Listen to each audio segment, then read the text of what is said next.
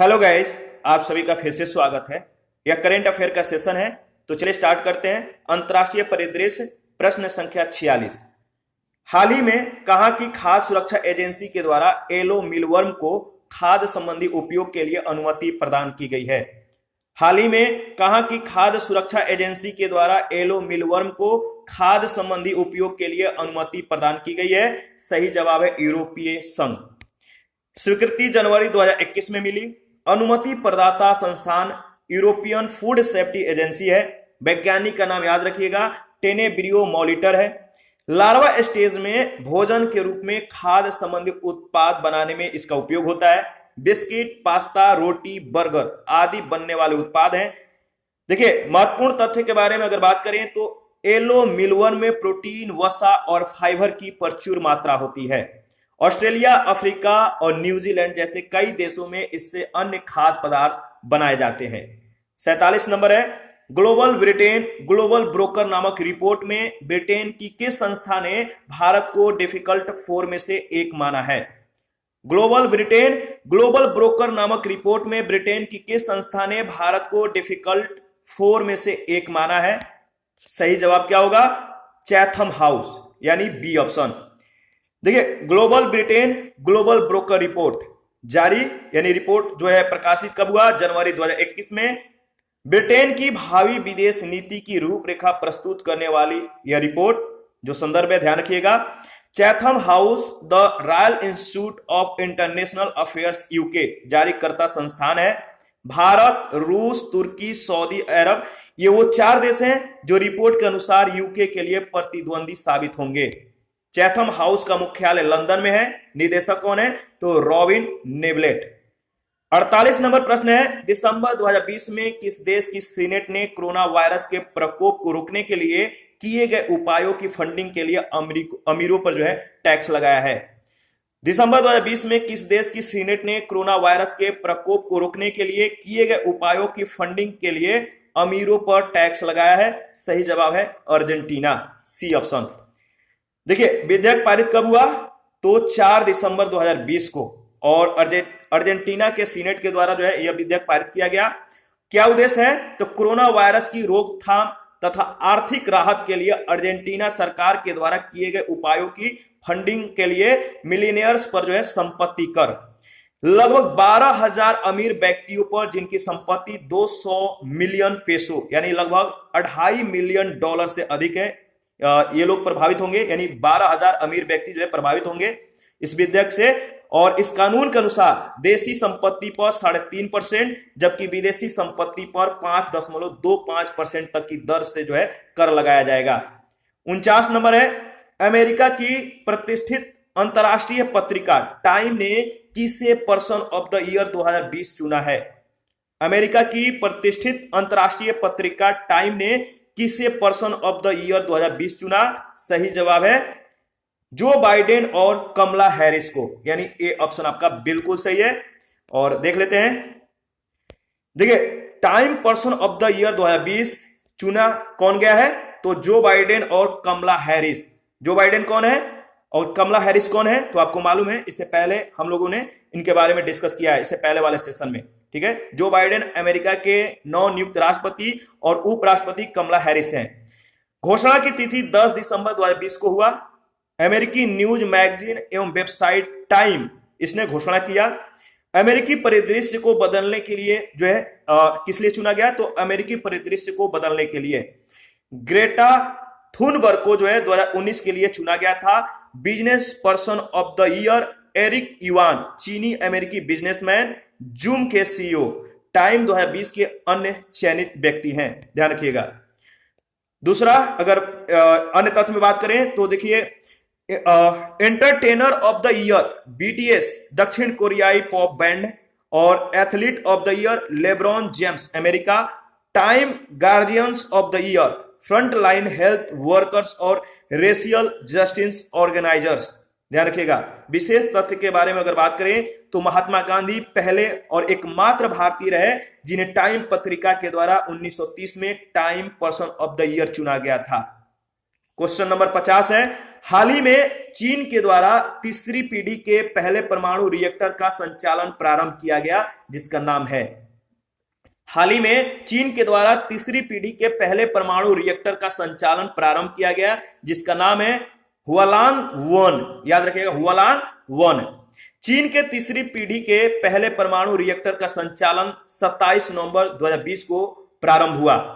30 जनवरी 2021 वाणिज्यिक सेवा प्रारंभ हुआ। इसका जो इस परमाणु रिएक्टर का जो नाम है हुआलांग-1 है, हुआलांग-1। याद रखिएगा, 2015 में हुआलांग-1 रिएक्टर पर काम शुरू हुआ था।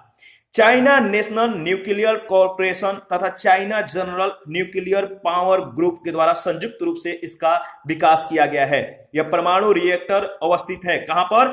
तो पूर्वी चीन के फुजियाना प्रांत के फुकविंग में। क्षमता क्या है? तो 10 बिलियन किलोवाट घंटा प्रति वर्ष। विशेष क्या है? यह परियोजना चीन की मेड इन चाइना 2025 योजना का एक महत्वपूर्ण लक्ष्य है। हुआलांग रिएक्टर के संचालन के साथ यूएसए, फ्रांस और रूस के बाद चीन तृतीय पीढ़ी के स्वदेशी परमाणु रिएक्टर वाला विश्व का चौथा देश बना। ध्यान रखिएगा। क्वेश्चन नंबर 51 है, संघाई सहयोग संगठन सरकार प्रमुखों की परिषद के 19वें शिखर सम्मेलन के संदर्भ में कौन कथन जो है सही है, इस पर विचार करके बताना है। संघाई सहयोग संगठन यानी एससीओ सरकार प्रमुखों की परिषद के 19वें शिखर सम्मेलन के संदर्भ में निम्नलिखित कथनों पर विचार करिए। पहला है, इस सम्मेलन का आयोजन 29 नवंबर 2020 को वर्चुअल माध्यम से किया गया। इसकी मेजबानी भारत के द्वारा की गई और इस सम्मेलन की अध्यक्षता भारत के उपराष्ट्रपति वेंकैया नायडू के द्वारा की गई। चौथा कथन है, वर्तमान में संघाई सहयोग संगठन के सदस्य देशों की संख्या 7 है। देखिए, इसका सही जवाब होगा दूसरा और तीसरा। दूसरा तीसरा जो कथन है इसके संदर्भ में सही है। इसकी मेजबानी भारत के द्वारा की गई और इस सम्मेलन की अध्यक्षता भारत के उपराष्ट्रपति वेंकैया नायडू के द्वारा की गई। ठीक है, तो इसके बारे में देख लेते हैं। आयोजन तिथि क्या है? तो 30 नवंबर 2020 वर्चुअल माध्यम से इसका जो है उद्घाटन किया गया, आयोजन किया गया। और मेजबान देश कौन था? भारत। सम्मेलन की अध्यक्षता किसने की? तो भारत के उपराष्ट्रपति वेंकैया नायडू। यह सत्र जो था 19वां था। ठीक है, याद रखिएगा, यह पहली बार है जब एससीओ शिखर सम्मेलन स्तर की बैठक भारत की अध्यक्षता में आयोजित हुई। भारत संघाई सहयोग संगठन का जो पूर्ण सदस्य बना 2017 में। संघाई सहयोग संगठन के सदस्यों की संख्या 8 है। कौन कौन है? ध्यान रखिएगा, रूस, चीन, Bharat, Pakistan, Kazakhstan, Kyrgyzstan, Tajikistan और उज्बेकिस्तान। अन्य तथ्य के संदर्भ में अगर बात करें तो इस बैठक में Afghanistan, Iran, Belarus, Mongolia, Turkmenistan पर्यवेक्षक राष्ट्र के रूप में सम्मिलित हुए। एससीओ राष्ट्राध्यक्षों का 20वां शिखर सम्मेलन वर्चुअल माध्यम से 10 नवंबर 2020 को रूसी राष्ट्रपति व्लादिमीर पुतिन की अध्यक्षता में आयोजित हुआ, जिसमें भारतीय प्रतिनिधि मंडल का नेतृत्व प्रधानमंत्री नरेंद्र मोदी ने किया था। याद रखिएगा। 52 नंबर प्रश्न, अमेरिकी सेना में प्रथम सिविलियन मुख्य सूचना अधिकारी के रूप में पदभार ग्रहण करने वाले प्रथम भारतीय अमेरिकी कौन है? अमेरिकी सेना में प्रथम सिविलियन मुख्य सूचना अधिकारी के रूप में पदभार ग्रहण करने वाले प्रथम भारतीय अमेरिकी कौन है? नाम है राज अयर, यानी ए ऑप्शन। याद रखिएगा, राज अयर। अमेरिकी सेना में प्रथम सिविलियन सीआईओ। अमेरिकी सेना में सीआईओ पद का सृजन जुलाई 2020 में हुआ। ठीक है, सीआईओ जो है G6 ऑफिस को पृथक करते हुए जो है बनाया गया है। प्रथम सिविलियन मुख्य सूचना अधिकारी डॉक्टर राजी अयर हैं, भारतीय मूल के हैं। और नियुक्ति कब हुआ? नवंबर 2020 में। रैंक 3 स्टार जनरल के समकक्ष, यानी अमेरिकी रक्षा विभाग पेंटागन में उच्चतम रैंक वाले भारतीय अमेरिकी सिविलियन। अन्य तथ्य के संदर्भ में अगर बात करें तो इन्होंने इलेक्ट्रॉनिक या इलेक्ट्रिकल इंजीनियरिंग में पीएचडी की है। ये मूल रूप से तमिलनाडु के तिरुचिरापल्ली के निवासी हैं। और 53 नंबर है, दिसंबर 2020 में बंगाल के खाड़ी में चक्रवाती तूफान बुरेवी निर्मित हुआ। इसका नामकरण किस देश के द्वारा जो है किया गया है? बुरेवी। दिसंबर 2020 में बंगाल के खाड़ी में चक्रवाती तूफान बुरेवी निर्मित हुआ। इसका नामकरण किस देश के द्वारा किया गया है? सही जवाब है मालदीव, सी ऑप्शन। चक्रवाती तूफान बुरेवी ठीक है, संबंधित तिथि क्या है? तो दिसंबर 2020 के प्रथम सप्ताह में, और बंगाल के खाड़ी के दक्षिण पश्चिम में जो है यह निर्मित हुआ था। और इसका नामकरण किसने किया? तो मालदीव ने। ठीक है, नाम का अर्थ क्या है? तो काली मैंग्रोव द्विवेही भाषा में। लैंडफॉल 2 दिसंबर 2020 को श्रीलंका के पूर्वी तट पर हुआ। तमिलनाडु, पुडुचेरी और केरल भारत में सर्वाधिक प्रभावित क्षेत्र रहे। यह वर्ष 2020 के north Indian ocean cyclone season का 5वां नामित चक्रवाती तूफान था। इससे पूर्व इस सीजन में अफान, याद रखिएगा, मई 2020 में, निसर्ग जून 2020 में, गति एवं निवार दोनों नवंबर 2020 में नामक चक्रवाती तूफान आए थे, जिनमें अम्फान सर्वाधिक शक्तिशाली श्रेणी 5 का सुपर चक्रवाती तूफान था। अम्फान से उड़ीसा, पश्चिम बंगाल, अंडमान निकोबार द्वीप समूह जो है अत्यधिक प्रभावित हुए थे। क्वेश्चन नंबर 54 है, समाचार पत्रों में हाल में चर्चा रहे भसन चार द्वीप। भसन चार द्वीप के संदर्भ में निम्नलिखित कथनों पर विचार कीजिए। समाचार पत्रों में हाल में चर्चा में रहे भसन चार द्वीप के संदर्भ में जो कथन दिया गया उस पर विचार करके बताइए कि कौन सा कथन सत्य है। पहला है, यह अरब सागर में स्थित द्वीप है। यह मेघना नदी के द्वारा निक्षेपित तलछटों से निर्मित द्वीप है। बताइए सत्य कौन है? तो देखिए इसका सही जवाब होगा बी ऑप्शन। ठीक है, बी ऑप्शन में क्या है? केवल दूसरा कथन जो है सत्य है। इसके बारे में देख लेते हैं। देखिए भसन चार द्वीप क्या है? चर्चा का कारण था बांग्लादेश सरकार के द्वारा इस द्वीप पर रोहिंग्या शरणार्थियों को स्थानांतरित करना। बंगाल के खाड़ी में यानी बांग्लादेश के नोआखली जिले के हतिया उपजिला का यह भाग है। द्वीप की जो अवस्थिति है बंगाल की खाड़ी में है। और कहां पे? तो बांग्लादेश है, इसके नोआखली जिले के हतिया उपजिला का यह भाग है। मेघना नदी के द्वारा निक्षेपित तलछटों से इसका निर्माण हुआ है। लगभग 40 वर्ग किलोमीटर में विस्तारित यह स्थल एक पंख मैदान के समान है। यह एक आबादी रहित द्वीप था। जो विशेषता है इसकी, आबादी रहित द्वीप है जहां रोहिंग्या शरणार्थियों को भेजा जा रहा है। अन्य नाम थेंगर चार या चार पिया, याद रखिएगा। 55 नंबर प्रश्न है, हाल ही में जारी हुए मानव स्वतंत्रता सूचकांक 2020 में भारत की रैंकिंग कितनी है? हाल ही में जारी हुए मानव स्वतंत्रता सूचकांक 2020 में भारत की रैंकिंग कितनी है? तो याद रखिएगा 111। मानव स्वतंत्रता सूचकांक 2020 जारीकर्ता कौन है? तो कैटो इंस्टीट्यूट व फ्रेजर इंस्टीट्यूट संयुक्त रूप से।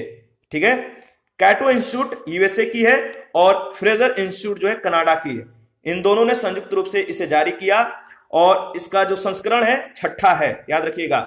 संकेतकों की संख्या 76 है। सम्मिलित देश 162 हैं। औसत मानव स्वतंत्रता जो स्कोर है 6.93 है। शीर्ष 5 देश कौन कौन है इस सूचकांक, यानी इस मतलब कि यह जो सूचकांक है इसमें जो शीर्ष 5 देश हैं, पहला स्थान न्यूजीलैंड का आता है, स्विट्जरलैंड दूसरे स्थान पे, तीसरा हांगकांग, चौथे स्थान पे डेनमार्क और 5वें स्थान पे ऑस्ट्रेलिया। और अंतिम 5 देश इस सूचकांक में कौन कौन है? तो सीरिया 162, 161 पे सूडान, ठीक है, 160 पे वेनेजुएला और 159 पर यमन और 158 पर ईरान। ध्यान रखिएगा भारत की रैंकिंग इसमें जो है 111 है। स्कोर कितना है? 6.43। व्यक्तिगत स्वतंत्रता में भारत का स्कोर 6.30 है। आर्थिक स्वतंत्रता में भारत का स्कोर 6.56 है। और 2019 के सूचकांक में भारत का जो स्थान था वो था 94। याद रखिएगा 2019 और 2020 इन दोनों सूचकांकों में भारत की जो पोजीशन थी उसको ध्यान में रखना है। भारत के पड़ोसी देश की जो स्थिति है, नेपाल को 92, श्रीलंका को 94, भूटान को 108, बांग्लादेश को 139 और पाकिस्तान को 140 स्थान दिया गया है।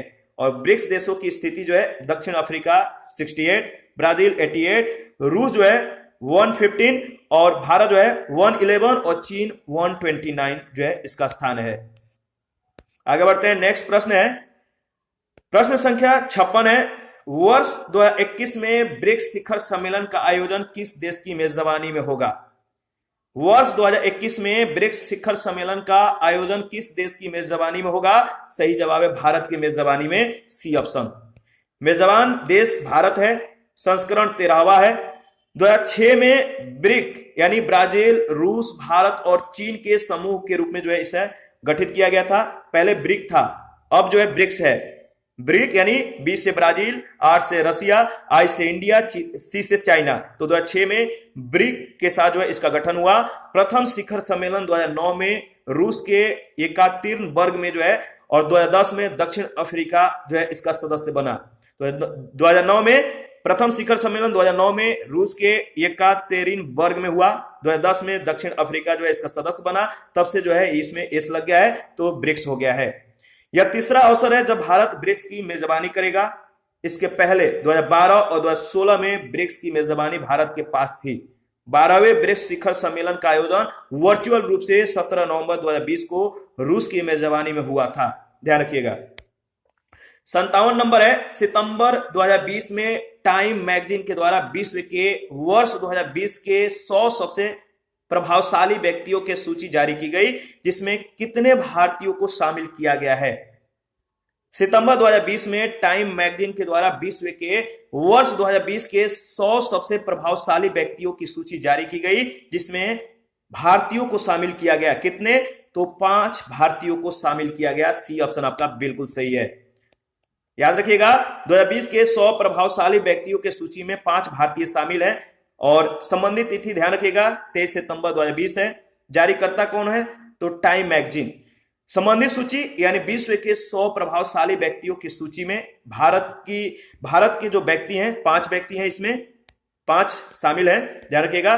शामिल भारतीयों के जो नाम है, नरेंद्र मोदी लीडर्स की श्रेणी में, प्रो रविंद्र गुप्ता पायनियर श्रेणी में, सुंदर पिचई टाइम्स की श्रेणी में, आयुष्मान खुराना कलाकार श्रेणी में, और बिल्किस बानो आइकॉन श्रेणी में जो है शामिल है। इन 5 का नाम याद रखिएगा, इंपॉर्टेंट है।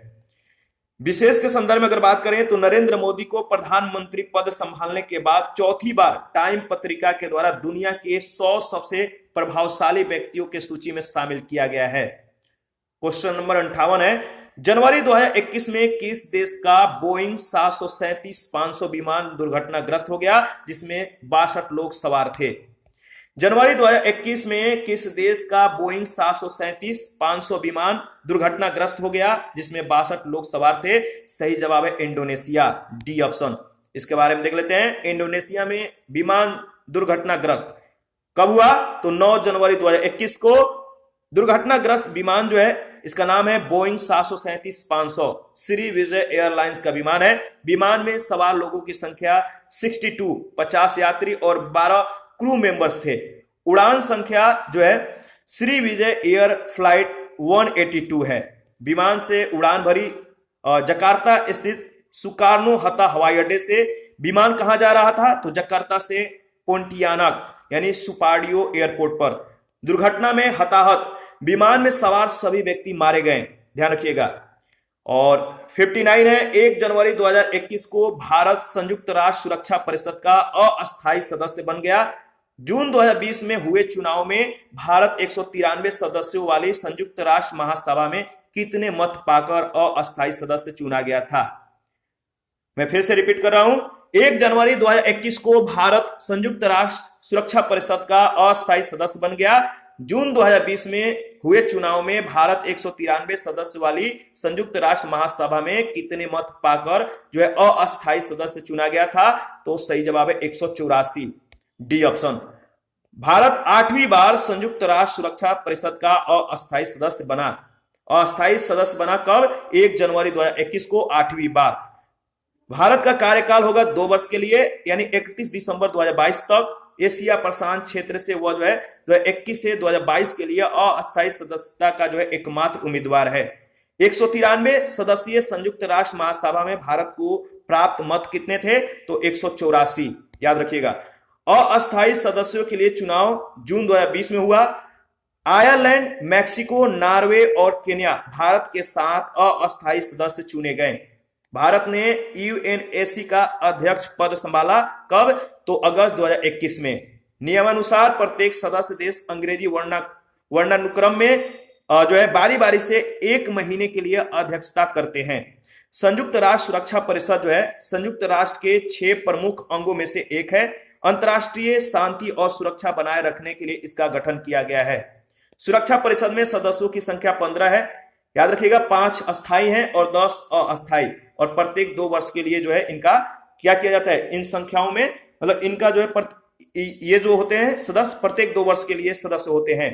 5 अस्थायी सदस्य जो होते हैं जो 5 अस्थायी सदस्य जो हैं वो है चीन, फ्रांस, रूस, ब्रिटेन और संयुक्त राज्य अमेरिका। और 10 अस्थायी सदस्यों का जो चुनाव है क्षेत्रीय आधार पर संयुक्त राष्ट्र महासभा के द्वारा किया जाता है। संयुक्त राष्ट्र में भारत के वर्तमान अस्थायी प्रतिनिधि टी.एस. त्रिमूर्ति हैं। इनका नाम याद रखिएगा, टी.एस. त्रिमूर्ति। आगे बढ़ते हैं क्वेश्चन नंबर 60। देखिए, दिसंबर 2020 में जारी ग्लोबल हेल्थ एस्टिमेट्स, याद रखिएगा 2020 में जारी ग्लोबल हेल्थ एस्टिमेट्स 2019 नामक रिपोर्ट से संबंधित निम्नलिखित कथनों पर विचार करें। पहला कथन है, इस रिपोर्ट को विश्व स्वास्थ्य संगठन के द्वारा जारी किया जाता है। इस रिपोर्ट में कोविड-19 की रोकथाम से संबंधित विषयों पर प्रकाश डाला गया है। दुनिया में होने वाली कुल मौतों के 10 प्रमुख कारणों में से 7 के लिए गैर संचारी रोग जिम्मेदार हैं और इस रिपोर्ट में वर्ष 2000 से 2019 तक का विश्लेषण किया गया है। सही जवाब होगा पहला, तीसरा और चौथा, यानी दूसरा जो है इसके संदर्भ में सही नहीं है। ग्लोबल हेल्थ एस्टिमेट्स 2019, ध्यान रखिएगा, ग्लोबल हेल्थ एस्टिमेट्स 2019 किसने जारी किया? तो विश्व स्वास्थ्य संगठन ने 9 दिसंबर 2020 को 2000 से 2019 की अवधि का जो है यह विश्लेषण किया गया है, यानी विश्लेषण की जो अवधि है 2000 से 2019 का है। उल्लेखित बीमारी का जो नाम है हृदय रोग, कैंसर, डायबिटीज तथा श्वसन तंत्र बीमारी जो है इससे संबंधित है। और मौत का सबसे बड़ा जो कारण है हृदय रोग, यानी कुल मौतों का 16%, 4 गुना, यानी 2000 में 20 लाख और 2019 में 90 लाख मौत हुई हृदय रोग से। याद रखिएगा, हृदय रोग में जो मृत्यु में वृद्धि हुई 4 गुना हुई। मृत्यु के मामले में गैर संचारी रोग 10 प्रमुख कारणों में से 7 के लिए उत्तरदायी हैं। विश्व के कुल मौतों में 10 प्रमुख कारणों में शामिल है डायबिटीज और डिमेंशिया। और डायबिटीज जो है मौत के मामले में पिछले 2 दशकों में 70% की वृद्धि हुई। और एड्स में जो है वर्ष 2000 में मृत्युओं का 8वां प्रमुख कारक था, जो कि 2019 में 19वें स्थान पर आ गया। मौत में 30% की गिरावट में मृत्युओं के 7वें प्रमुख कारक से 2019 में 13वें स्थान पे आ गया। तपेदिक है, टीबी जो है 30% की गिरावट इसमें हुई, 7वें प्रमुख कारक से जो है 2019 में 13वें स्थान पे आ गया। 2019 में जीवन प्रत्याशा दर है, जीवन प्रत्याशा दर वह 73 वर्ष, 2000 में 67 वर्ष था। विकलांगता का बड़ा कारण है चोटिल होना। अमेरिका में नशीली दवाओं का प्रयोग विकलांगता का प्रमुख कारण है। अगर विशेष में बात करें तो वर्ष 2000 से 2019 के बीच नशीली दवाओं की लत के कारण होने वाली मौतों में 3 गुनी जो है वृद्धि हुई है। और इसी के साथ आज का सेशन समाप्त करते हैं। नेक्स्ट सेशन में क्वेश्चन नंबर 61 से स्टार्ट करेंगे। आप अपना प्रतिक्रिया जरूर दीजिए, आपके प्रतिक्रियाओं का हमें बेसब्री से इंतजार रहता है। जिन लोगों ने Telegram channel, Telegram quiz group, Facebook page को ज्वाइन नहीं किया है तो वीडियो के डिस्क्रिप्शन बॉक्स में उसका लिंक है, आप ज्वाइन कर सकते हैं। और कहीं भी आपको डाउट हो किसी प्रश्न में, किसी टॉपिक में, तो आप हमें कमेंट कर सकते हैं, आपके डाउट को क्लियर किया जाएगा। थैंक यू, मिलते हैं नेक्स्ट सेशन में।